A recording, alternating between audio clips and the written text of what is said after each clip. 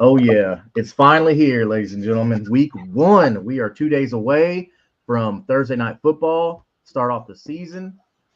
Man, we tonight we've got a good show. We've got a lot of people been wanting. So not only are we going to talk about some recent players that have signed, uh, that really aren't going to make a difference, but we'll mention them anyway, just because at one point we did talk about them. Updates on some injuries. We'll look at some matchups that we're going to be eyeing, some good matchups, some bad matchups, things that really are going to make a decision on our starts and sits. Okay. So what we got going on tonight is we are going to look at all this week's matchups, players that we want to watch in those matchups to see how they're looking on the depth chart. A lot of these official depth charts have come out. We're going to talk about that, see what we think. Are they going to rise on that depth chart, or are they just going to stay there and die? So going first tonight, man. Look, we got McLipper coming here, the draft king, dude. You've got so many drafts going on right now. I'm so glad that you graced us Uh, with your time tonight and took some you time out of your draft. So you are welcome in. welcome. I just got And done with one. It went good. It had no kickers, no defense. It was so nice not to have to worry about drafting that crap. So it had your traditional one QB, two running back, two wide receiver, three flexes, and then one tight end. So you had to go super yeah, deep. It's my favorite league for drafting because I saw that the guys that drafted QBs and tight ends early, dude, they're slim pickings already. yeah, They have one bench spot that's a viable starter, and then they are going to be hurting. yeah. That's something that you got to watch out for. Which Snipes by Slate, dude. So he's living up to the name. We had our inaugural Kingmaker Sports uh, fantasy football league that does not offer a kicker and defense because I'm with you. I like it better. You take that stuff out of there. There's too many variables. Plus, the point differential is not that different when you look at kickers, the top kickers to the rest of the kickers, the top defenses to the rest of the defense. It really doesn't make a difference. But we got Slayton in the building tonight. How you doing, brother? I'm doing good, man. I've been drafting like crazy, just like Mick the last couple weeks, man. And all my big money drafts were this week, so I'm excited to kind of see what I crafted up, man. I feel very very good about a lot of the teams that I drafted, so hopefully this is a good year full of blessings. Yeah, for sure, man. I think it's going to go well for people. Um, a lot of good news coming out that we've been putting out. So we've been putting out some really good content. I'm going to brag on us a little bit. We've got a lot of good feedback from what we've been doing, guys. Let's keep it rolling. I mean, we're just now getting started. 2025 is going to be the year, man. Kingmaker Sports. We're going to make a lot of champions out there this year. So looking going forward, we've got some man, we've got some good matchups, some good games. Starting off starting off for the week, we've got America's team, the Cowboys, and then they're facing the defending champion Eagles. So boom, perfect timing right there. How we looking at that? What players are we looking at in that matchup? And also, how are we feeling about those matchups? Like, do we have any depth? I know they got a bunch of running backs there. What are we thinking about these players here for people that are looking right now that are drafting, still drafting like you, Mick? You've still got a couple of leagues to draft. What kind of advice are we giving them about these Cowboys players and these Eagles players? Uh, I'll be honest with you. I'm drafting all of the pass catchers for uh, the Cowboys. Their defense is atrocious. So that goes to say any team that's playing the Cowboys, fire them damn players up, boys. Yeah, Because when you get rid of Micah Parsons, what do you think your defense is going to look like? yeah, I mean, I can tell you right now, Saquon's probably going to drop a 30 burger on everybody this first week because that defense is atrocious. It's pretty bad. Playing them from behind quite a bit, man, and I think Yeah. it's a great year to draft some Dak, to draft some CD, to draft some George Pickens. Hell, even some Jake Ferguson's a nice little snag way late if you're running low on tight end. But yeah, no, I'm not interested in taking Cowboys defense. That's for damn sure. No, not at all. Not at all. What about you, Mick? I am curious on how Pickens and CD are going to get along with each other. I think that's a very big headline that I'm curious. I have been drafting a lot of Pickens in the fifth round this year because I think is going to be good with Dak. So I kind of have some high hopes for him. I've got him as sometimes a wide receiver 2 when I take 2 running backs early, or I'm getting him as a wide receiver 3. And I think the Eagles are what they are. We know it is nothing changed with their offense this year. But what I'm also curious on is the Cowboys backfield. Like, is Javonte going to look better being removed from all his injuries in 2 years now? Or Jaden Blue, I think, is active. So how much run is he going to get coming off of a low ankle sprain? And then are they even going to sprinkle in some dusty Miles Sanders? So that's the kind of big questions. I think Dallas has more questions to see how that offense is going to function and if their defense can stop the Eagles at all, which is good for Dak. And they might have to keep it up with shootouts. Yeah, for sure. George Pickens, though, you hit on something good there. Like, I think I'm with you, dude. I think George Pickens is going to be the recipient of a lot of that CD attention that he's going to get with a fully healthy offense. I mean, really, the offense is the only thing that the Cowboys have going for them right now. I mean, that's it. Yeah, without a doubt. Now, I am venturing out to say that I think Javonte Williams is going to be a sneakier player than what everybody thinks he's going to do in fantasy. I think Miles Sanders is really not going to see the field a whole hell of a lot. He's been injured all of preseason, all of training camp. The guy can't stay healthy, and Javonte Williams has been the one that's kind of been with the team the entire time. And they're all 3 new running backs to the team, so it's going to be interesting to see just how they do. And normally that running back position there for the Cowboys is typically a fruitful spot. So I'm interested to see how that does divvy out there in the backfield. Dude, look at this roster right here from C. Russ. Got Justin Jefferson, Jamar Chase, and Malik Neighbors, Xavier Worthy, and Jaden Daniels on one squad. Were you playing in a 4-team league or what, Russ? Yeah, I was just thinking that. Wow, that's amazing. Like the fact that you got Jamar Chase and Justin Jefferson. Like, how did Jamar Chase not go first overall? Then Justin Jefferson? What the heck, dude? That means he got Chase at 1, and then everyone passed up on Jefferson, and he got Jefferson in the top of the 2nd round, I'm guessing. I'm curious to know, though. He says 7 teams here. Okay, so that makes sense. That makes more sense. Okay. But still, like, Jefferson still should have gone around that, like, 8. I mean, that 6-7 spot, I think. That's where he's been going in a lot of drafts that I've been doing. But that's awesome, man. Like, I mean, it sucks that you're in a 7-team league because it's like every team's stacked. But, I mean, dude, that's awesome to have that kind of depth. Some dumbass took Drake May first. Oh, wow. Was his name? No, I'm not gonna call him out like that. But a very loyal Patriots fan. Mick knows who I'm talking about. All right. So next on our slate, we're gonna have Kansas City and at LA. Of course, it's not at LA. This one is in Sao Paulo, Brazil. So bonjour from over there. If you know the bonjour joke there. So Brazil, dude. A lot of these away games we see. And we see some of the teams, they don't really like fire on all cylinders on this stuff. But to have a Brazil game week 1, that's kind of cool. I've noticed the league is really stretching out into these foreign games, these overseas games. So what are we thinking about Kansas City and then the LA Chargers? What players you think are really going to stand out? Because with Kansas City, like that Brashard Smith back there, he's making a lot of noise behind Isaiah Pacheco. Now, of course, it's Isaiah Pacheco's backfield, but are we thinking that Smith is going to actually see some relevant touches here? Maybe not early on, but like, what about in this game? No. No, just no. A healthy dose of Kareem Hunt.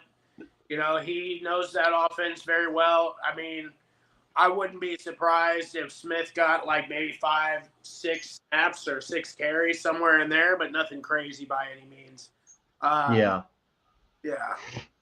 I think he's more of a later play this year. I do like Brashard Smith because he brings something different that the other guys don't. They're both Pacheco's electric and he can catch, but Smith we know he's a prototype of McKinnon. So I think when he develops as a rookie, because I believe he was a wide receiver too when he was younger in his rookie years. So he's still got some growing to do in the RB position, but I think he's going to come on. I mean, he ran a 4.3. He's fast. I think he's probably going to be on all the waiver wires, but then I don't know, you get an injury to either Hunt or Pacheco, he might come on later in the year. I don't mind him. I mean, I'm just going to keep an eye on that, but getting your question, Justin, on the Brazil games, I don't like them because I believe that's when we saw Jordan Love get hurt in the first game last year because these fields don't have good fields in prepared like the NFL does. They don't. They're not NFL quality. Yeah.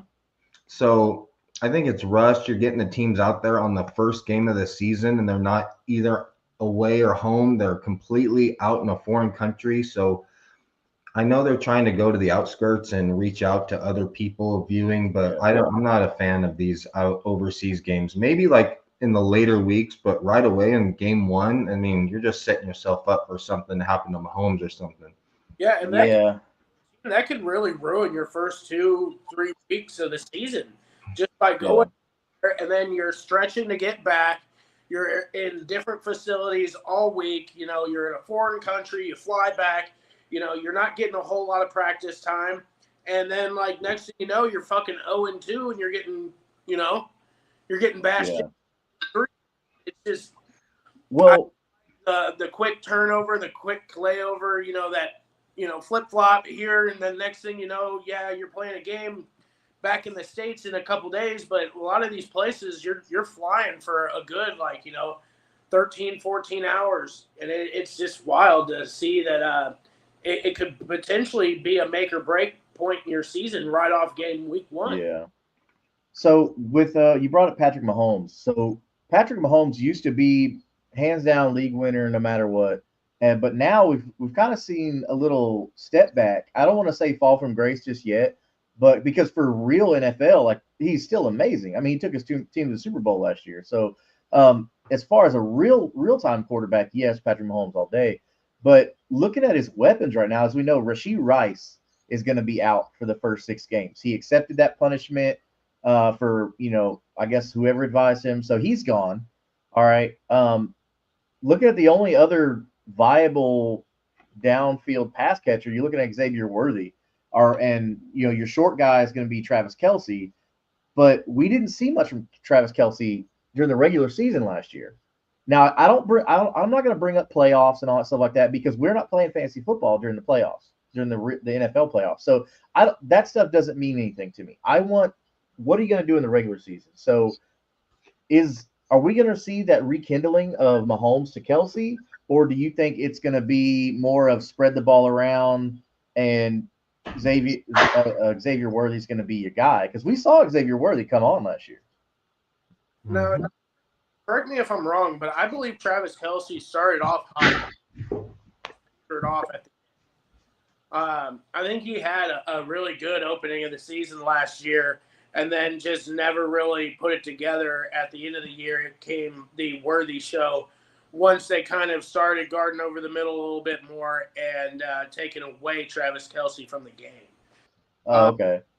But no, like I think it's going to be the Worthy show again for the first 6 weeks. And then once Rice gets back, you know, it'll be a much more interesting pass offense to watch. But I think, you know, we can say that Pat Mahomes has kind of fell off the last couple of seasons. But truthfully, like, who has he really had for wide receivers? Everybody's either getting hurt or they're, you know, suspended or whatever. I mean, we're talking about guys like Hollywood Brown, DeAndre Hopkins, you know, these kind of guys, right? Sky Moore, which he's not there anymore, but did absolutely nothing. You know, it was like a lot of these guys that they brought in for a free ride to the chip, but nobody did anything for them. So for them to have Worthy and Rice back on the field together, I think he's going to have a very strong end of season. And he's definitely a quarterback to watch. Well, so we got the Chargers on the other side of this too. So let's not forget about them. They've got some talent there. We know what Justin Herbert can be.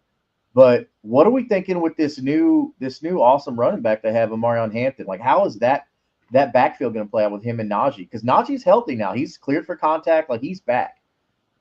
So how are we feeling about that backfield right there? I think it's 70-30 split. Mick, Yeah. what were you saying? I'm kind of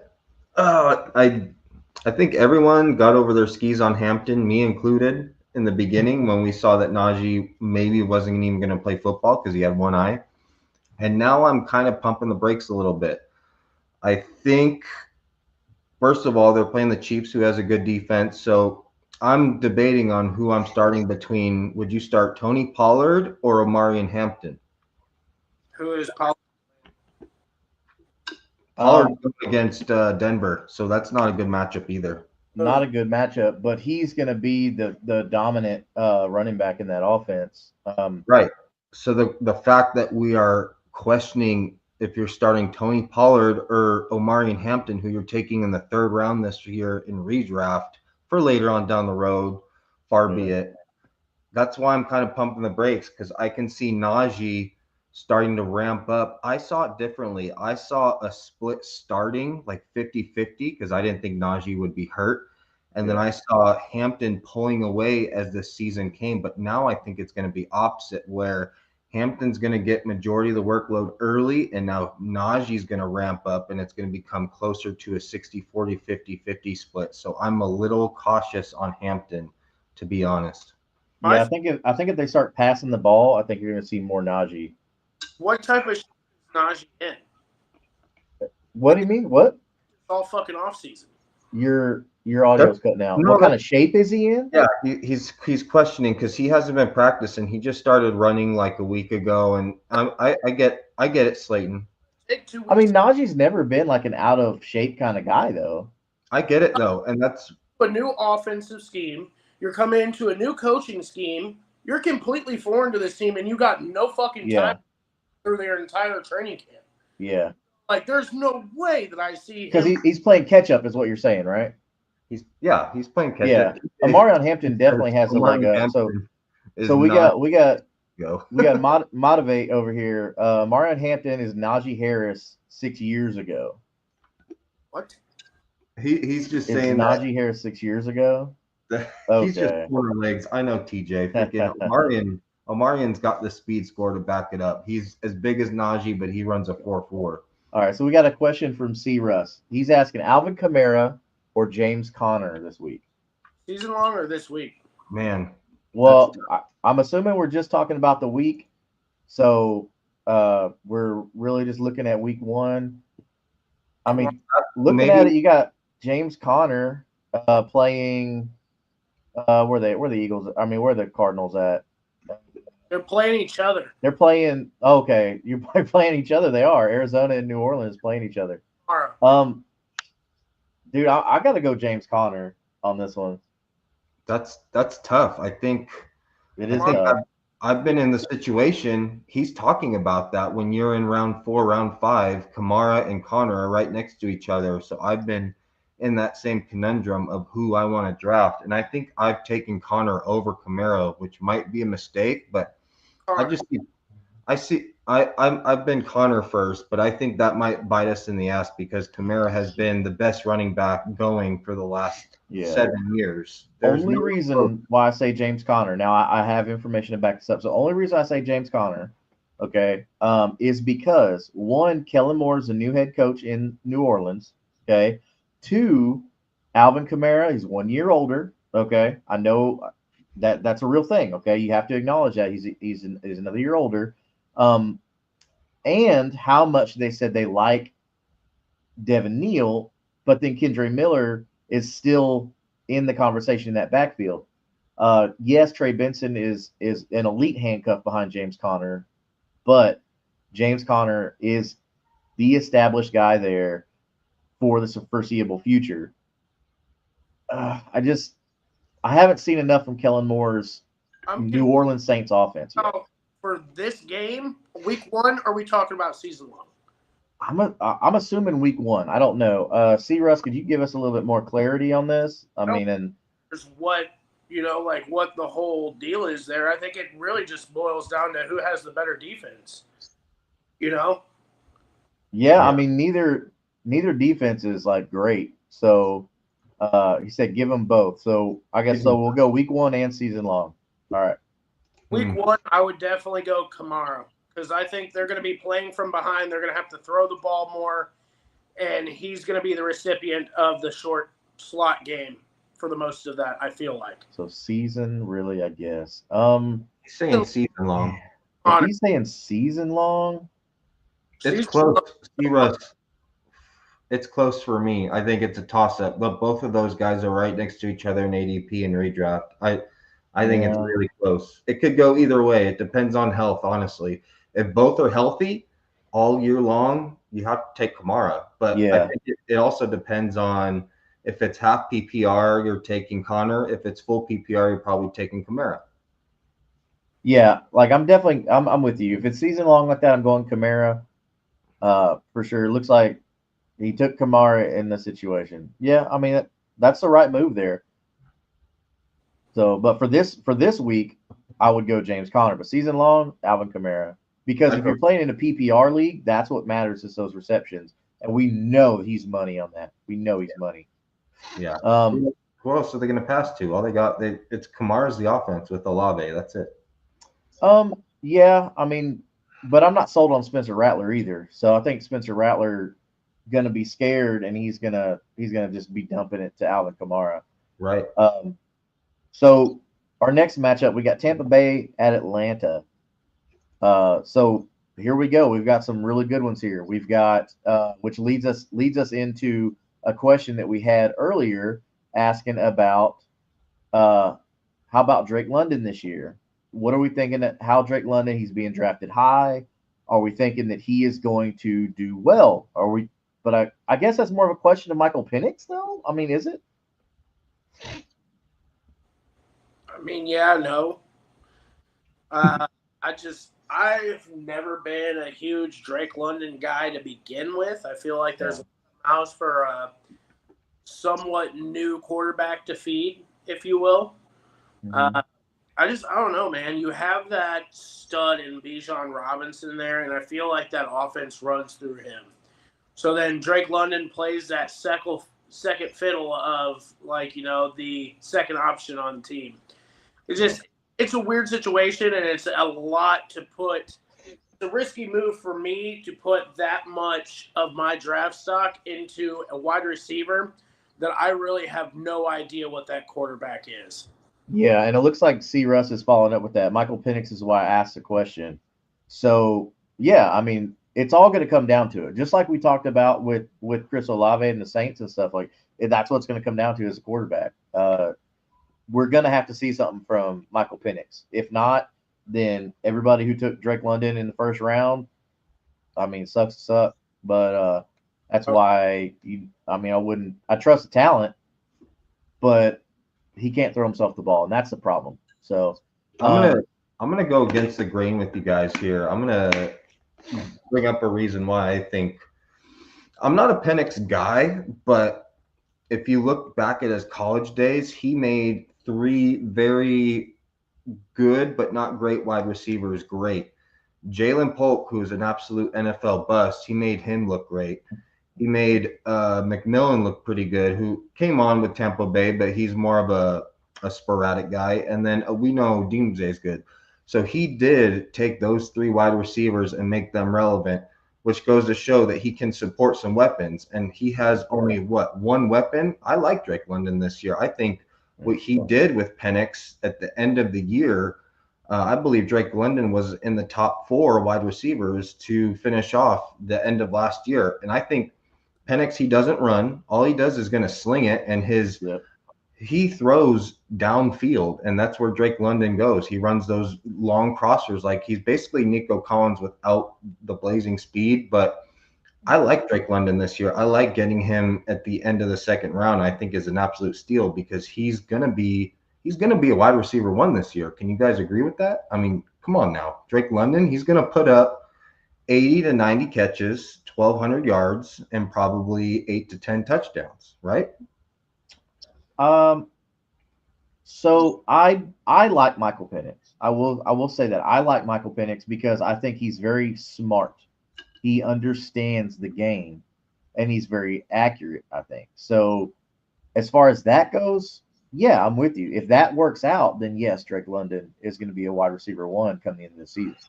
I agree with that. It's going to work out. I like London. I like London this year. I think if you're getting him as your wide receiver 2, or you're taking a hammer RB in your first round of redraft, and then you're coming around with London, I don't think that's a bad start at all. I think Yeah, London, and because you got Kyle Pitts, who hasn't really done much after his rookie year. Now, I don't know, is that because of Kirk Cousins or whatever like that, but we're going to see another year of Michael Penix. Now he's the starter. It's not like he's coming in relief of Kirk Cousins taking over. He's a starter. So is this good for Kyle Pitts against the Tampa Bay defense here? Yeah, I So think we're so. firing up Kyle Pitts if you have him, No, or if you have a better option. You probably have a better option. I think everyone's out on Pitts. He's done enough people dirty so far, so he's probably your tight end 2 right now on your team. Yeah. And we'll take a look at how the first couple games go and see if he and Penix have a connection. Gossip is that they are hanging out. They've got the breakfast club that Kupp and Stafford had way back when, and how all these guys are doing it. So we'll see. Time will tell. I think Pitts has burned people too many times, though. But you never know. He's only 24, so. Right, and we don't have to talk about Bijan. You're firing up Bijan regardless. So looks like Motivate came back and asked Jerry Jeudy or Ricky Pearsall. Ricky P. I think that's a really good question, though. That's a great question. So, because I mean, look at it. So we got let's look at Jerry Jeudy first, right? I don't think anybody's really crazy about the Browns offense.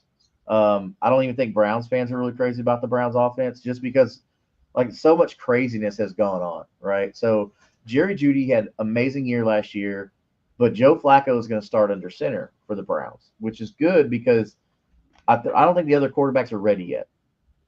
So Joe Flacco is going to need to be the guy as long as they'll let him be the guy in Cleveland. I think if that works out well, Jerry Jeudy's good, but he's also going to be now season long. Jerry Jeudy's going to fade a little bit because I believe in Isaiah Bond. I really do. I think Isaiah Bond's going to come on strong, and you still got David Njoku. But Jerry Jeudy, Ricky Pearsall, I'm going to go Ricky Pearsall because I know what that 49ers offense is, and I like it a lot better. Yeah. What do y'all think? I don't even know if Jauan Jennings, I don't even know if he's going to play the first 2-3 weeks of the season either. I think he's back, isn't he? Mm-hmm. Yeah, he's back. Did he sign and come back or what? Yeah, but the problem is he's been away from the team, and Ricky Pearsall's been there getting those reps, so building that relationship. He's still coming off an injury as well, so I don't. Yeah. It was a calf, wasn't it? Yeah. We don't know. We don't know if it was contract, calf, or both, but yeah. I thought today that he's in good spirits. He's practicing full, and he's hugging the coaches, and they're all laughing and stuff. So maybe they got a contract underway with him, or something's going. But if Jauan does come on, he does draw some targets, and he's going to take away from Ricky. So if Jauan is active and he's going to start playing, I'm actually going to go against the grain again and go Jeudy. Okay. All right. I mean, Judy's always been an elite route runner, so I don't think anybody can be mad at you for that. Again, these are great questions because these are guys right next to each other in redraft, and you are forced to make these decisions, and these are the hard decisions that either win or lose your leagues. Yeah. Keep up with the questions, man. Keep coming. So while we're waiting on the next question to come in, we've got the other flip side of this, the Tampa Bay Buccaneers. We've got Mike Evans. We know he's steady Eddie as it goes, 1,000 yards every year. You've got Emeka Egbuka coming on because Chris Godwin's going to be out with injury. Bucky Irving. I think everybody's firing up Bucky Irving no matter what. And then you've got Baker Mayfield. Like, how are we feeling about these guys matching up against the Falcons? I mean, is that Falcons defense that good that we have to worry about this, or are we just firing up all of our Buccaneers players?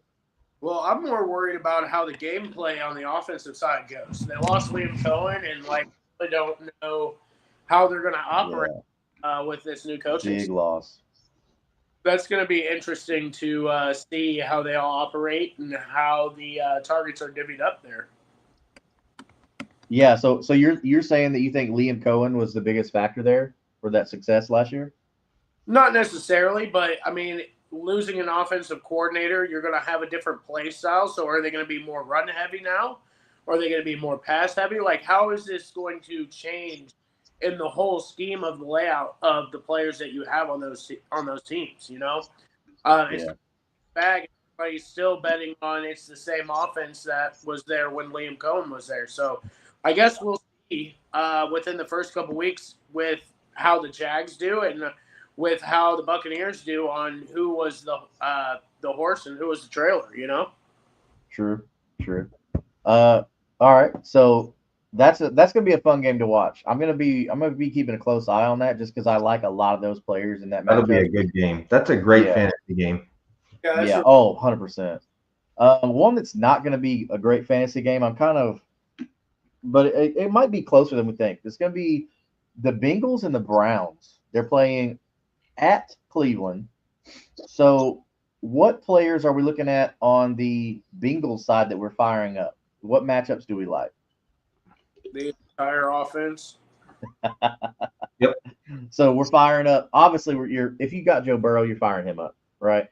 If you got Jamar Chase, you're firing him up, undoubtedly. T. Higgins, I mean, yeah, they paid him. They're going to throw him the ball, right? And then Chase Brown. So you're right. That whole offense. I'm with you. That whole offense. But I wouldn't start Mike Gillespie or whatever the fuck. But Mike Gesicki? Got Mike Gesicki in that offense now. Well, no. David Njoku's a starting tight end there. I wouldn't do that either. For the Bengals? He's talking Bengals. Oh, Bengals. My bad. I'm already on the other side. I've already started all my Bengals players. I'm already over to the Browns side. So I think with Slayton's point on that, last year was proof in the pudding to where if one or Chase or Higgins is hurt, you fire up Gesicki because he becomes the number 2 option. If both of them are playing, Gesicki is irrelevant and getting about 3 or 4 targets. There was a big sample of T missing last year, and it's pretty much known that that's what's going to happen. So that's my code of what I'm doing. Yeah. So let's shift over to the Browns side.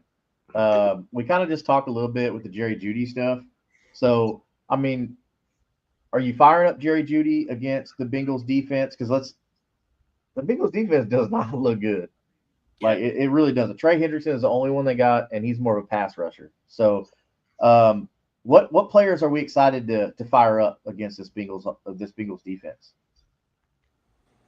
All of them. You have to. The Bengals have the worst defense. I mean, it's not sexy because it's the Browns, but I don't think you're not firing up Tillman. You're seeing what Tillman's going to do, but I think he is interesting to watch on how many routes he's going to run, if he's going to be running the X, and then they're going to have Jeudy deployed as the Z. And you're firing up Njoku, of course, because Bengals can't stop anything in the pass. But I think the main point we want to see is if Dylan Sampson's going to work into Jerome Ford to start the year. Yeah. I think the running back room there is the biggest question. But all right, so let's move on to the next one. Let's go Miami and at Indianapolis. So we're gonna be seeing this high-powered Miami offense. Snoozer, it sounds like. Well, what's weird is looking at Indianapolis. So a lot of you out there, you've seen me and my partner Jeff on Unstabled, a Colts podcast, and the secondary for the Colts has just been injury riddled, man, like season-long injuries type stuff, except for Ward and Bynum. And then you got Kenny Moore still there. Zaire Franklin, an outside linebacker. And that defensive line is just ridiculously good. You think they're going to sit there and just try and pass on that defense? Or, like, what are we thinking here with this matchup? What players do we think are going to shine on either side of the ball? I think it's curious and if Tyreek can get back to how he was in 2023, if he had the wrist injury or what was going on with him all of last year. Matt Harmon's reception perception showed that he is in some sort of a decline. So if he is in a decline, how much so? And if that's the case, if Waddle's going to take the next jump up, because after those two, they have no other pass catchers. They have Malik Washington who might come on. They have, I can't even name the tight end of relevance because Waller's not even ready to go. So I don't know what Miami's going to do. We got to see if Achan's healthy and giving him a full work share. So Miami's going to be very peculiar on how they're deploying. I think it's just going to run off those three guys, and maybe we'll see how many touches Ollie's going to get and where they're going to use him. If they're going to use him in between the 20s, or he's more of a goal line guy or the first down guy. I don't know. Miami is very tricky, and I think when I listen to everyone on everyone else's podcast, they say the same thing. It could be a dumpster fire, or they could light it up again. Yeah, for sure. So on this, is there any surprises as far as that we think we're going to see, or you think it's just going to be pass heavy, run Devon Achane? Because Jonathan Taylor's going to get fed. I guess a bigger question would be for the Colts offense with Daniel Jones given that week 1 starting job. Like what players on that Colts offense are we looking at that we think are going to benefit? I'll say it right now. I think Warren has the most targets on that offense. Yeah. I think him and Josh Downs, those two guys are definitely going to be the target leaders here. Let's see here. Oh, skipping people here. So Aldo says Debo, RJ Harvey, Ridley, Jerome Ford. I'm assuming this is going to be pick one of the 4, start one of the 4. I'm assuming a flex, as we don't have much detail here. So, all right. So out of these 4, who are we starting our flex week 1? Well, I know Ridley is going against Surtain with the Broncos, so he's kind of scary, even though he's the only one. RJ Harvey, we don't know if he's going to be in a timeshare with Dobbins yet. Devo, Ford. Well, they named Dobbins the RB1. He's on the depth chart as RB1 for today. These are some good questions. Slayton, I know you're pretty assured, though, on these picks, so who do you got? With this, I would most likely run I would either lean Debo or Jerome Ford, to be honest with you. Jerome Ford also named running back 1 for the Browns. Yeah, because that Bengals defense is fucking atrocious. Same with Debo. I mean, I feel like McLaurin's going to get a lot of look, but I think Debo is going to have a lot of just like over the middle, little gadget PPR type of bullshit. I mean, he's the new toy in town, right? You want to show off that shiny new toy. I would lean probably Debo. Yeah. Vacuum, but yeah, I mean, I'm not totally keen on what the Seattle Seahawks defense is looking like right now. I need to go a little bit more. I think they have a fairly decent defense from what I can remember. Yeah. So Debo's a wild card because he does so much in an offense, but that was in the Kyle Shanahan system. So I've always lived by this theory, unless it's an elite wide receiver, I'm going a starting running back over anything. Just because I know they're going to get the touches. So for that reason, I'm going Jerome Ford right now because he's the only starting running back on this list right here. I kind of agree with that. If we're concerned about who's getting the most touches, it's going to be Jerome Ford. Ridley is going to be going up against Surtain, but he's the alpha. So I'd either lean one of these are great questions. I'd say really, really good.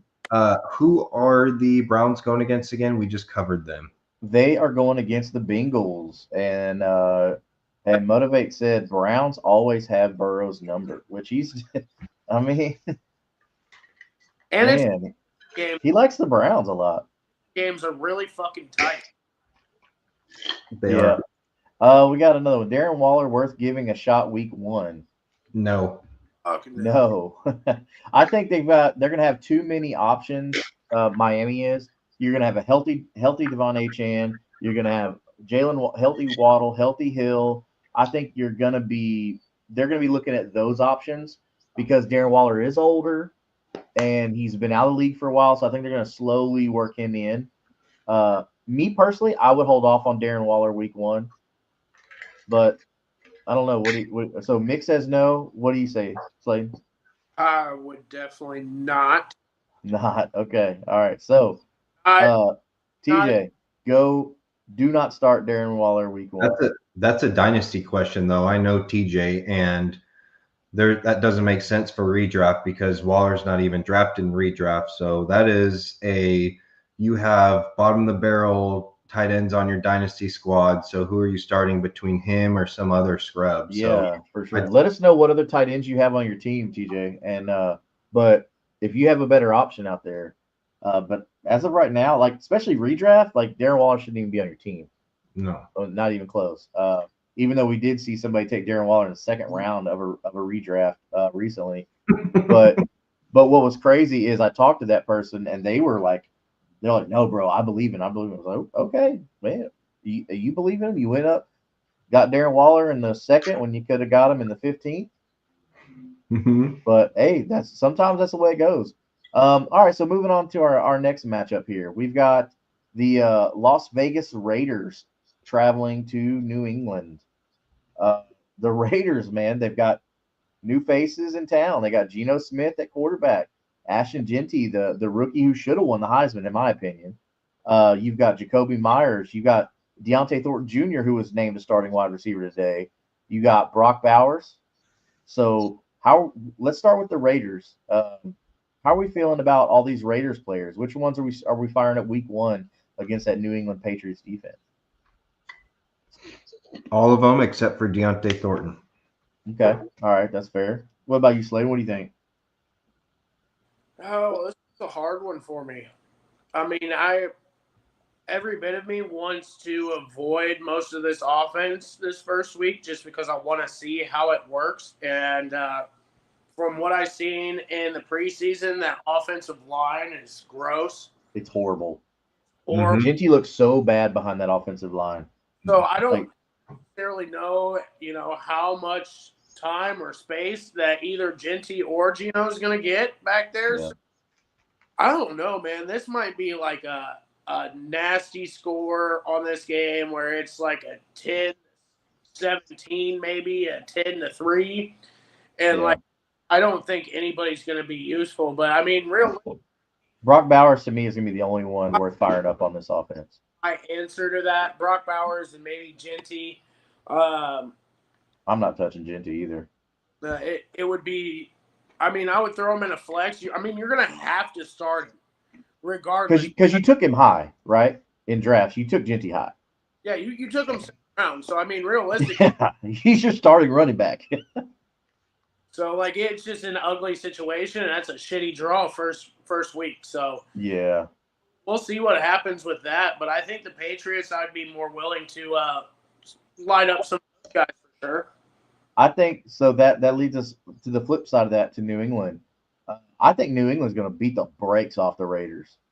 I mean, I think it's going to be just a slobber knocker because you're going to have Drake May out there another year in that system, right? You got Travion Henderson, which, okay, look, Travion wasn't named the starter, okay? He was named running back 3 on that team behind Antonio and Ramondre. So is this a technicality, or are we actually going to see Travion Henderson in the second quarter because they're like, okay, technically we didn't start a rookie, right? Is it maybe on paper that's the whole thing? It's Mike Vrabel. He's a player. Look, rookies are garbage to veterans, So is this technicality, or are we actually going to see Travion Henderson? This is hot garbage. Ramondre's going to get the first drive, and then Travion Henderson is going to take the world by storm, like we all know he's going to do. Oh, yeah. Come on now. If it's not a party, I don't know what it will be. See, we saw last year, even everyone ran too high shell in Miami. It killed it, but big playability and cut the offense. Waller. Okay, we're still talking about Darren Waller. Okay, we told you no on Darren Waller, bro. But no, Chandler, that's good. That's good analysis there. So he could get some catch downs when he could, man. Like Darren Waller, he was a stud in his time, and we enjoyed him. I think I picked him up for free on waivers in Dynasty, and I traded him for a second. So that was probably the best free agent acquisition that I ever did, other than picking up Cole Beasley twice and then trading him for a third each time. Hey, just so you guys know, Darren Waller, no. Yeah. I mean, it makes a good point here. Plus, he should be your go-to guy in the red zone. I mean, okay, I can see it. I can see it. But they have Darren so many more Waller. weapons in Miami. Like you don't need Darren Waller. No, he Taylor, was I'd like to good. know what team that you like the best because you definitely support Darren Waller. Now, and look, we all here, I'm sure we loved Darren Waller when he was playing. Um, let's see here. We got another question. Dang, TJ with the questions. I love it. Matthew Golden or Pop Douglas week 1? Hey, you know what? We're talking about the Patriots right now, so here we go. What do y'all think? You think all this hype we've seen about Pop Douglas, Demario Douglas, is real, or are we going Matthew Golden, who got named the starting wide receiver, which wasn't a surprise? Matthew Golden. Yeah, I think that's an Yeah. easy one there, Matthew They're Golden. playing the Lions. It's going to be a shootout, so you got to go with upside there, and you're playing Golden. And Reed's out. My favorite team is the Panthers, so I know a lot about pain. Well, I mean, you've had a lot of first overall picks, top 5 picks, so that's good. But no, definitely Matthew Golden. I like Pop Douglas. I think he's going to do okay there, but I'm with you, Matthew Golden, all the way. So anybody else on the Patriots that were firing up? Just Hendo and Drake May. Yeah, I think. In a pinch, I might throw in some Stephon Diggs if he's playing. Oh yeah, definitely. Yeah. You're starting Diggs as a flex. As a flex, he would be a fun shot there, but I mean everybody else in I'm a little bit sketchy. Yeah. Next matchup here. It's a little quicker here. Arizona and New Orleans. We kind of talked about them with the running back situation.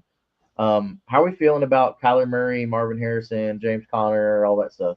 I think Trey McBride, obviously. One of their 4 wins they have this season. Yeah. The New Orleans defense is just hot garbage. Yeah. I mean, like I'm interested to see what happens. I think it'll be an interesting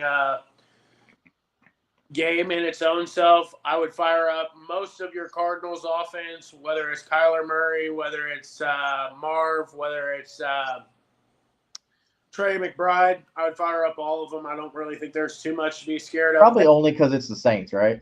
Yeah, and like I wouldn't touch anything on that Saints offense other than Alvin Kamara. Yeah, at least this year, like I think if you drafted Kamara, you got him like as your RB2 or RB3. And like you're not drafting him as your RB1. I'm starting Olave in flex because I've been getting him in the 7th round, and he's just been sitting there, and I've been clicking the button on him a lot because I think he's still a good talent and he's going to get targets. And when I'm around that area in the drafts, I really don't see any other players that have his type of ceiling and floor. So I think Olave, if you're in a pinch, you can start as a flex. But yeah, the other two I completely agree with. My main question for this game is how are they going to deploy Marvin Harrison? Are they going to go back to last year where he's just sitting at X and not getting any free releases? And is he just going to be running deep posts where Kyler can't get him the ball? Or are they going to start mixing up his route tree, moving him maybe in the slot, getting him in motion and getting him some easier looks? I think that's the main question because we know Trey McBride is the number 1 on that offense, but are they going to start deploying Marvin Harrison as the true elite alpha wide receiver number 1, or are they just going to keep feeding Trey McBride in the middle of the field? We'll see. Yeah. So our next one here, we've got the Pittsburgh Steelers led by former MVP Aaron Rodgers facing his former team of 2 years, the New York Jets. Man, that Pittsburgh defense against that Jets offense and that Pittsburgh offense against that Jets defense. This could be a low-scoring affair, boys. I was literally just thinking that, dude. 2 hard defenses and 2 – I mean, I got to give the offense edge to the Jets, right? This is one that I'll be watching on Red Zone. Yeah, I'm not going to waste too much time flipping over to this one. This is going to be – I'll be seeing Red Zone. I don't think I'll be seeing much of that game. No, it's going to be an ugly game. I think it's going to be a good game if you didn't play fantasy, because you got two of those teams. They're going to be grinding it out trying to get a W. So in that aspect, I think it'll be an actual good football game. But for interesting watching and fantasy implications, I'm like I said, red zone. If I see DK make a splash play, it'll be on red zone. Yeah, for sure. And as far as firing up our Jets players, Brees Hall, um, Justin Fields, Garrett Wilson. I mean, That's it. Even I would even stretch to say Mason Taylor at tight end. I haven't looked to see what the Jets depth chart officially looks like yet, but Mm-hmm. but what about Jets players? What Jets players are we confident starting up? Actually, Mason Taylor did take the starting role per ESPN. I can say that I confidently didn't take any Jet players this year, so I don't have to watch them at all this season. So, Okay. So with that- for our viewers out there that do have Jets players, I would say Garrett Wilson would be the only one on the Jets. Garrett Wilson and Brees Hall would be the only one on the Jets that I would be interested in even batting an eye at. Maybe if you're feeling a little bit cute, throw Braylon Allen there in a flex if you're getting like real crazy in a deep league. But like, starting week 1, Braylon Allen. I mean, if you're in a deep league, like a 14-team league or something. Okay, that makes sense. Yeah. But only in deep leagues, though, right? We're not telling them to start Braylon Allen if you're in like a 12-team league. Person league, no, absolutely. Okay. A lot more options there. But I would be aimed to start any of the Jets' offense, to be honest. Yeah. At least until we see how that's going to work out with Aaron Glenn at the helm, right? See if how Justin Fields is going to look, and so all right. So next we have the New York Giants going to the other side of town, traveling to Washington, facing that NFC Championship contending team, the Commanders. What players are we looking at on the Giants? Let's start with the Giants first. We got a lot less options. What players are we confidently starting for the Giants against the Commanders? Neighbors. And then Tracy in a flex, or if you went RB light, I've seen him on RB2 sometimes on some teams, and you got to start him. But I think Scat Pack's going to work in sooner rather than later, so I'm only confident in Neighbors. And he's back healthy again, so he's going to be there for week 1. Again, I mean, Tracy could be a great flex for you in this one. I'm with you. I think Neighbors is really the only one I'm confident starting in that offense. But so since that was short and sweet with that one, let's go to Washington. So what players on Washington are we confident, like 100% starting week 1? I'm throwing out Daniels for sure. I'm probably 100% Terry. I'm a nasty man, so I'd probably do Zach Ertz too. Yeah. But really? Okay. Debo, I would probably put Debo in a flex, but I really don't. I'm interested to see what Bill does his first week, but I'm not touching him week 1. Yep. Agreed. I'm only starting Daniels with confidence. I think Terry's going to need a little bit of a ramp up period, because it's pretty proven that these wide receivers, when they are going for a contract and they start as late as he did 1 week before, it takes them a couple weeks until they start to get into rhythm. So I think you can expect maybe a slow start for Terry the first couple weeks, and then he'll start ramping up. Yeah, you hit Ja'Cory Croskey-Merritt. He's listed on the depth chart as running back 4. Do we think this is another TreVeyon Henderson situation where that's just a technicality? Or do we think that Austin Eckler, being the veteran pass catcher, yes, older, do we think that Eckler is going to be a flexible player week 1? Or do we think this is just week 1 and then Merritt is going to take over the rest of the season? I think they will both work in tandem like they've done the last couple of years with that offensive running scheme. I think they've always ran with 2 running backs, and it'll kind of be the same deal. I believe it'll be probably a 60-40 split, whether it's Chris Rodriguez or whether it's Bill. I don't know. Jeremy McNichols. Yeah, Jeremy I McNichols. didn't know he was still in the league. I thought he was done. Realistically, I think Bill has the most promise behind him. Yeah. And I mean, Chris Rodriguez, that franchise really likes him for some reason. He's kind of just fucking quietly just hung out in the shadows there for several years. And like he keeps making the depth chart and making some noise each year. Yeah. And whenever he does come in, he does have some like nice games. He does. I'm interested to see if he actually gets a full line of trot and they try to put some confidence in him. If that's what they're going to try to start off with, and then Bill's kind of the backup plan. But I'm interested to see how they divvy up those running backs. But I do think Eckler gets the majority of the touches week one, just because he is the veteran in that offense. He knows the schemes. He knows the plays. He's been around. And they re-signed him for a reason. They don't let Brian Robinson go without having some sort of guidance or leadership there in the locker room. Yeah.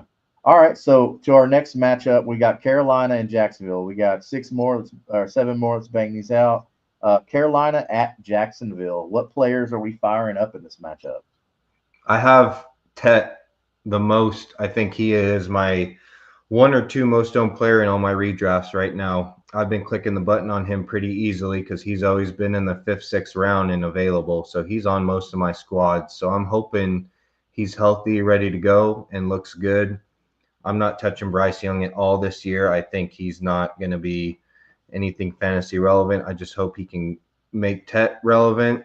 I haven't even drafted Chuba this year and actually like Chuba. So I don't know. Chuba, I think you're starting, but the pass catching with him is minuscule. I think they brought Dowdle in to help him on that. Do we think Hunter Renfrow is gonna get any meaningful catches? I mean, because we know what Renfrow used to be when he was with the Raiders, and now they signed him, and then he didn't make the 53-man, but now he's there because Coker I think got hurt, right? So now Renfro's back, and he's listed as a starter. Do we think Renfro's got any value or no? No, I think AT gets him. Okay, all right. So what about on the other side of that? We've got Jacksonville. I mean, I'm firing up. Let them. You firing what? Firing up everybody. Let them rip. Okay. So they did put Travis Hunter as a starting wide receiver. So we know we didn't expect anything less from that. We knew it was going to be him and Brian Thomas Jr. The running back room. Are we starting Tank Bigsby or are we starting Travis Etienne? Which one are we more comfortable with? Neither for now. For me, I haven't drafted any of them because they scare me. They're going to sit on my bench until I see how the work share is going to be divvied out week 1 at least. Yeah, and then are they going to sprinkle in a little Bashal Tootin because new head coach Liam Cohen, he drafted Bashal Tootin. So all the Tank Bigsby hype, we can't forget that all the Tank Bigsby hype was with the old regime. Look, Tank's good and all that stuff, but how much work is Tootin going to get going throughout the season? But for week 1, I'm with you. Like, this is kind of weird. Like, how are they going to run that? I don't want a split backfield. Like, I don't. I want a running back who's going to get at least like 70% of the touches. And how it depends on that red zone work and things like that. So, let's see. Well, we got a question here from Pharaoh. It says, in a smaller league, is it bad if I have Gibbs and Amon-Ra? And if so, I should probably trade Amon-Ra, right, and keep Gibbs. I'm not afraid of that stack. I'm not either, dude. I like that. I like good players on good offenses, and this is hands down one of the best offenses in football, and hands down 2 of the best fantasy football players and real football players in the league. Yeah, they're 2 completely different entities as far as what they contribute to that offense. Yeah, like they're not, and neither one of them are game script dependent either. No, like Gibbs will get the pass work as well, and then they're never going to stop, passing the ball. Amon-Ra's their guy. So are we on board that you can fire at both these guys every week? Yeah, that's without a doubt. Yeah. So Pharaoh, man, look, you've got it. Consensus. Kingmaker Sports says fire them up every week. Keep them. Don't trade them. Keep them. So on to our next one, we got the Tennessee Titans against the Denver Broncos at Denver. Okay, we know that altitude at Mile High is different. Tennessee, they've got a new quarterback. Alec A.O. Manor was named starting wide receiver. So you got A.O. Manor, Ridley. You got technically Chikakonkwo, but there's I don't trust that tight end room because I think Gunnar Helm is going to take over and just Chig's going to be obsolete at some point.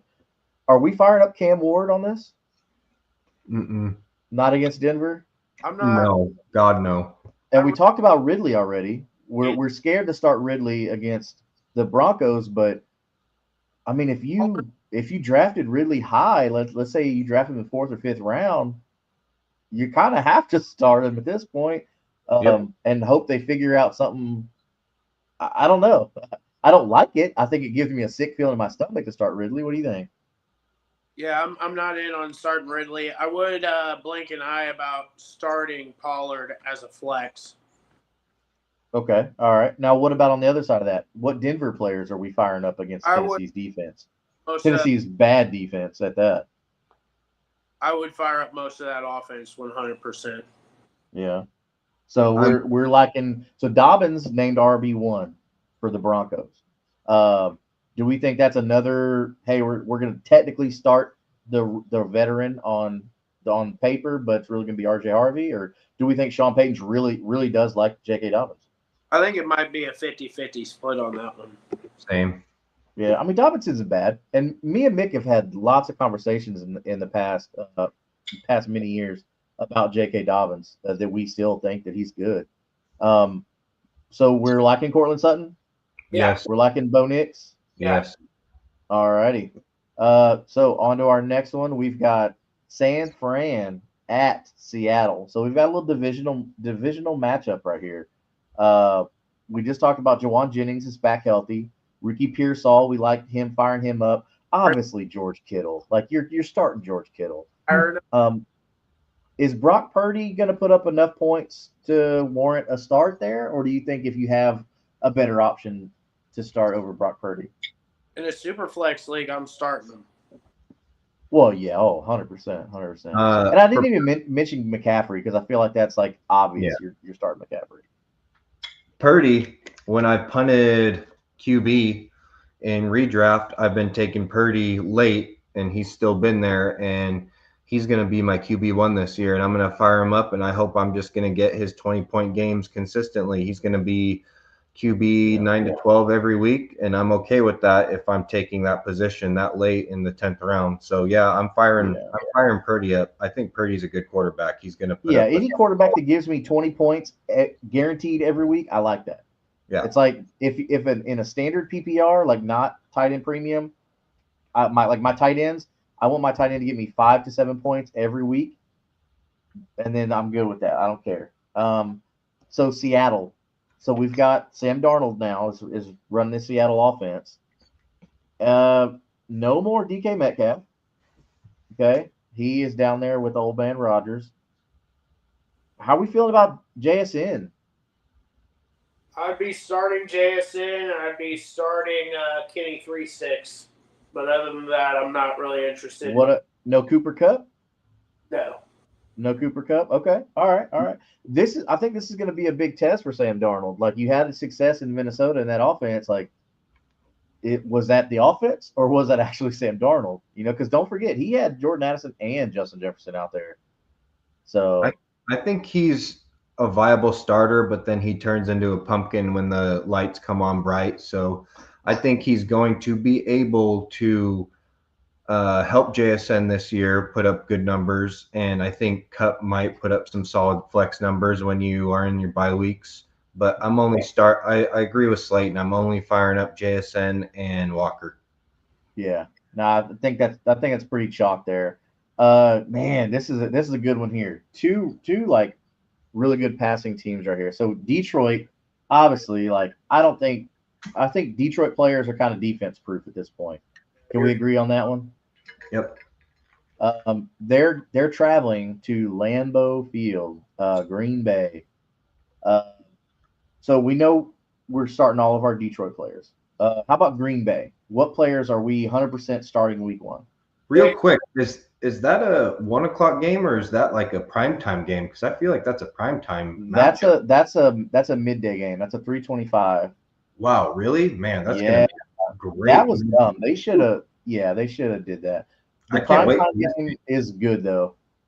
You fire up all your Detroit Lions every single week at all times, and then for Green Bay, I think is a little different. I've seen Jordan Love slipping and not even drafted in some redraft leagues. I think some people are a lot of dubious on him until he proves that he gets back to 2023. So I think you're only starting Golden and Jacobs and Kraft. Of course, Kraft. I love Tucker Kraft this year. I think he's Dude, he was so underrated this year, going late in drafts. So if you got Kraft, if you waited to take a tight end late, you got Tucker Kraft. I think you're gonna be very happy with. Thank you, Justin. That is a big draft advice that I want viewers to know is you can punt tight end and then reach for Kraft 1 round earlier than his ADP, and you'll still be in the money on that because he goes 1 round before. But if you reach 1 round before, you'll get him, but he's still going late enough where that's a solid choice. Yeah, I mean, in this industry, we use a term called buy the dip, and I know that's a big thing in like the stock market, but this is pretty much a stock market too with these players. If you buy them low and you reap the rewards in that profit. So look for those players that are falling in drafts, and like you said, Mick, take them a round higher, and then boom, you're good, man. Yeah, so that's pretty standard for Green Bay. Next one, looks like we got the Houston Texans traveling to the West Coast to battle the Rams at SoFi. That's also a 3:25 p.m. game. What Texans players are we confidently starting up against the Rams defense? Nico Collins, end of list. Really? Yep. No CJ Stroud? No. Okay. All right. Now, of course, this is not super flex. We're just talking like one QB, PPR, let's even stretch and say tight end premium. So obviously they don't really have a good tight end in Houston, so we ain't gotta worry about that. But Nico, so y'all are saying just Nico? Nico. Yeah, I don't think Stroud is reaching your top 12 QBs yet to be starting. I think he'll get there this year, but I don't think anyone's starting him week one. No, not until we see how all these new additions of wide receivers is going out. They got 2 new rookies in town. They got an old vet and Christian Kirk.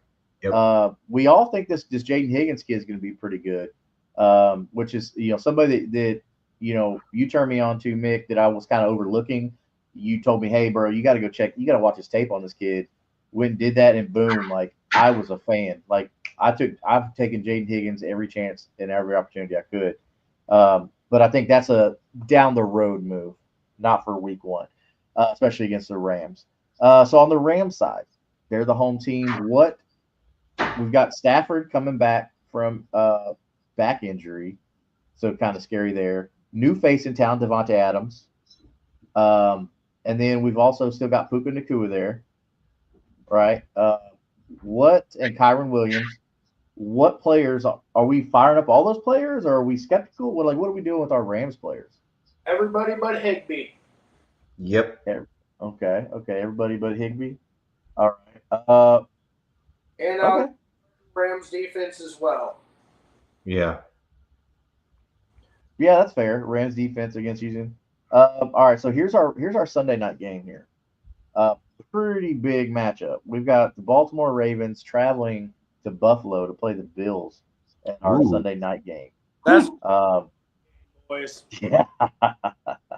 Which Ravens? Now Ravens are weird because it's like what wide receivers do you start if you start any of them at all? What Ravens players are we starting against the Bills defense? I would be starting Lamar, Derrick Henry, and then probably Mark Andrews. Okay. What about you, Mick? What do you think as far as Ravens players? What Slayton said, and then if you're taking Flowers, you have to start Flowers too. You can't sit Flowers if he's on your team in redraft or dynasty unless you have a deep ass team. I mean, he's inconsistent, but his upside games are really high. So you're Yeah, I mean, firing all your if you Ravens. took them in the early rounds, you're kind of forced. You force your hand there. Yep. I try and avoid Ravens wide receivers like at all costs if I can. That's always a Because good bet. yeah, I mean they've proven that they want to run the ball, and Lamar's not going to throw that quick slant in the end zone. He's going to run the ball. So the flip side of that, I think it's clear as day you're going to fire up Josh Allen, reigning MVP, who's been lights out for fantasy football. Man, how are we feeling about the rest of these Bills players against that tough Ravens team? I'll start cooking. That's it. Yeah, it's kind of tricky. You got to see how they're going. I punted tight end a couple times, and I've been getting Kincaid late, and I'm hoping Kincaid has a step forward again this year. So I'm kind of a shot in the dark. But if you have to start him in a pinch because you punted tight end, I don't mind Kincaid. But other than that, no pass catchers. I mean, I like Khalil Shakir on this. I know, I do. Banged up though for Yeah. So putting him in, he might be a little sketchy coming off an injury there. And like, I'll be honest with you, I feel like with the Bills offense, year after year, there's never really been a wide receiver one other than whenever he had Diggs. Like it's always kind of a plethora of everybody kind of gets a couple catches and gets a couple targets here and there, and then he runs the ball and gets all the touchdowns. Yeah. They had a pretty major signing today. Welcome home one Gabe Davis, who was he was a deep threat guy. That's all he was, downfield guy. We're hoping that Keon Coleman can step up and be what we all hope he is.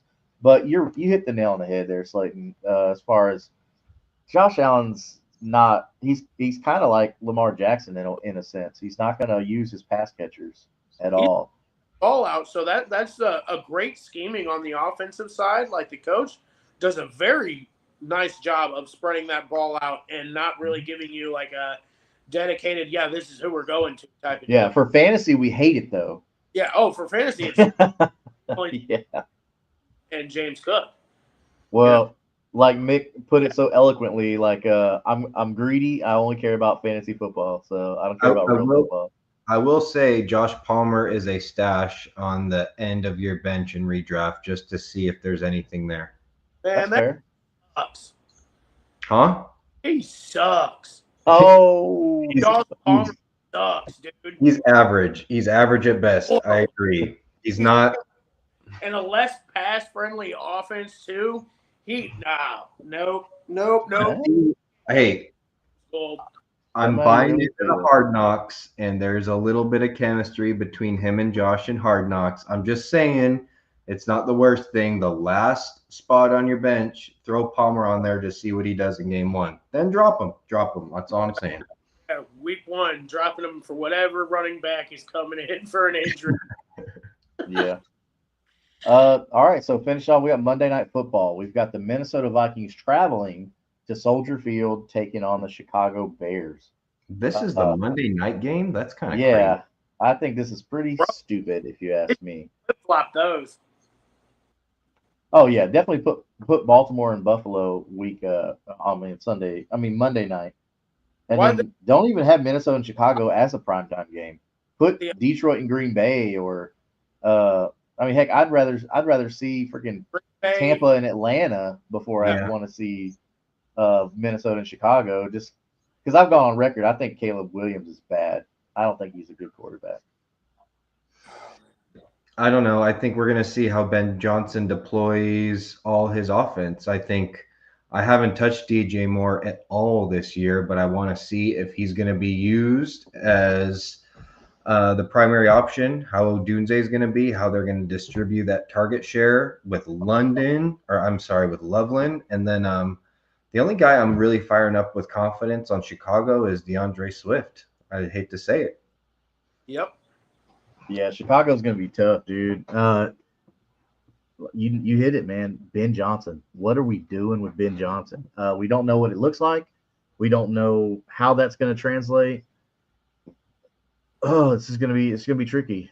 I'm not really sold on that Bears offense for this year at least. I want to see how this season goes and then go from there. Is Caleb Williams gonna develop or not? But I think on the other side of that, with Minnesota, obviously Justin Jefferson. Jets. They don't have Jordan Addison for 3 games. Yeah. Right. Hey, I'll be honest with you. I would be seriously considering firing up Adam Thielen in a flex spot. I knew you were going to say it. Sounds. Oh, yeah. I mean, that's not. Oh, yeah. Adam Thielen has always been very dependable. Even when he went to Carolina with a horrible Carolina offense, he still produced. And I would be willing to throw Aaron Jones in my flex as well. Yeah. Yeah. Yeah. You don't think Jordan Mason's going to cut into any of those touches? Yeah. But not game 1. Okay. I think All right, Mason's going to get some carries, but I think my main thing on that side of the ball is what J.J. McCarthy is going to look like. Is he going to be the Michigan All-Pro that never lost games, or is he going to be starting his first game in the NFL and kind of outmatched? We got to see, because there's a lot of people on the J.J. McCarthy train. Yeah. I mean, good thing is he got a year to sit and learn. But we got a viewer question here. We got from what happened, and it says, would you trade Mike Evans and Tyler Warren for Cooper Kupp and Trey McBride? I have both Evans and Igbuka. Ooh, okay. Full PPR. So that's going to make a difference here. So we trade Evans and Warren for Cooper Kupp and McBride. I think you're tearing up on McBride. Cooper Kupp over Mike Evans, though. I'm taking Mike Evans over Cooper Kupp, but what you're losing in a receiver, you're gaining in tight end. I wouldn't do it. I think Tyler Warren is going to produce for you. I know you have Igbuka and Evans. I would hold both of those guys and trade one of them down the road. Yeah. Yep. Trade Igbuka when he starts going off and the hype gets out of control. Oh, 100%. Yeah, Igbuka goes out and has like a monster game. Like, dude, sell him, because this is redraft. And now if we were talking dynasty, 100% like you're taking Igbuka if you're looking to, long term, but not dude. I would keep Evans and Tyler Warren. Yep. That's going to work out for you, because Igbuka, you didn't draft Igbuka to be your starting receiver, so he's fine to sit on your bench right now. Tyler Warren, if you were smart and you waited on tight end like we talked about, and then you're starting him, like I think Tyler Warren you can start. Like I expect a big year from Tyler Warren. So I would not do that trade. We all kind of agree we would not do that trade here. Keep Mike Evans and Tyler Warren. Yep. Thank you for that question. Great question. Because we saw that with tearing up with McBride. Yes, in the interim it looks good, right? But you got to look week 2, week 3, how that's going to work out. So, but dude, we've had some really good questions tonight. Really good interaction. Hard ones, so much. Hard ones, which I like. We did, right? So I wanted to. I was gonna pop up and look at a couple of these matchups that I saw on RotoBaller that I thought were really good, but it looks like we're running a little low on time. But here's something I found. Just pop this up real quick for everybody to look at. But I got this from RotoBaller. Give them a shout out on that. They always put together this matchup kind of thing. This is their top rated matchups. On the left, you see the receiver, and then on the right, you see the defensive player. So like we're seeing here, Marvin Mims is highly rated, going against Jarvis Brownlee. Emeka Egbuka, who we just talked about, has a good matchup, but he's not the alpha on that team. Justin Jefferson, that's an obvious one. AJ Brown, obvious one. Jamar Chase, obvious one. So a lot of these, like half of these are chalk. And when we say chalk, that means like that's everybody agrees on that. That's what chalk means. So So one's like Jaden Reed. Jaden Reed has a really good matchup because Matthew Golden is the alpha there. But we know what Jaden Reed is, utility knife, all that stuff like that. He's kind of like another Debo Samuel. So you can fire up Jaden Reed. Josh Downs, who we've talked on this show before about just receptions. Him and Tyler Warren are just going to be catching all the balls and then making a play with once they have it. Yeah, I mean, so just real quickly for everybody out there, this is off Roto Baller. They put this out, and I like to feature this. This is some really good information here. Yeah, that's kind of interesting. I've never ever seen that before or heard of that at all. That's crazy. Yeah, I've been looking at that for many years now.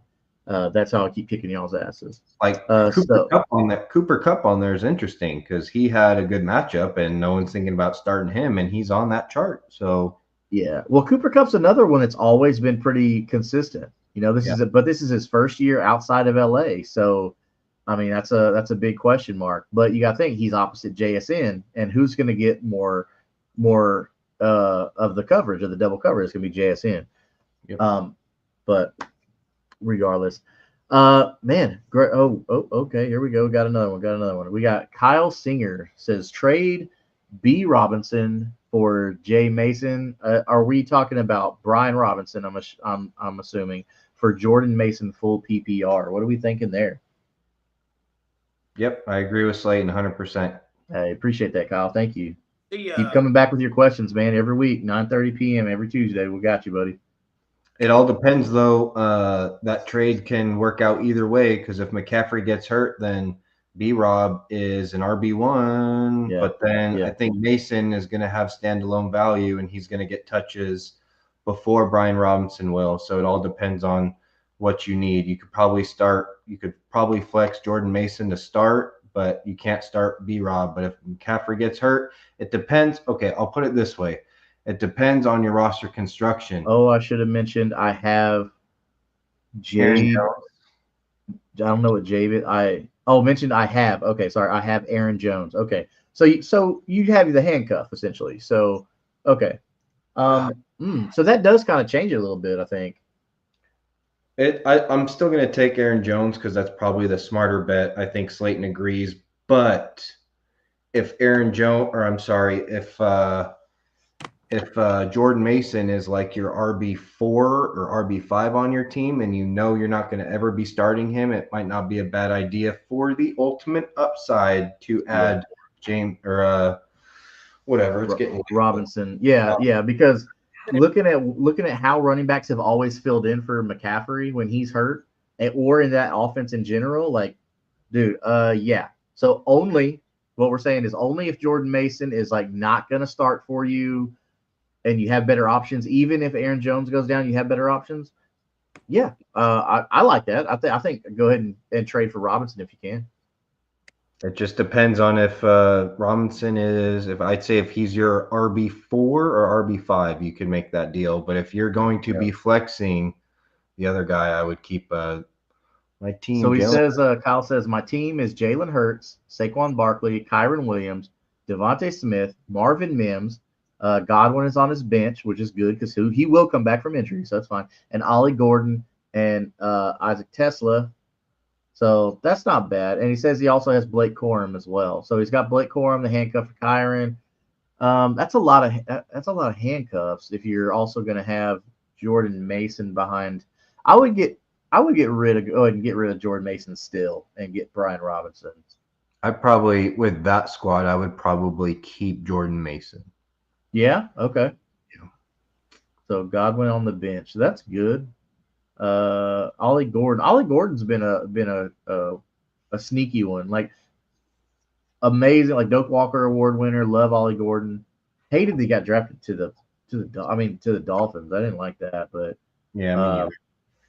Whatever. We saw that before. He says he has Robinson. Oh, okay. You have Robinson. Sorry. I mean, I say go after Robinson. Mick says go after Taylor. So I don't know, Slayton. What do you think? Keep Robinson or trade him for Jordan Mason? Mason. Yeah. All right. I think 2 against 1.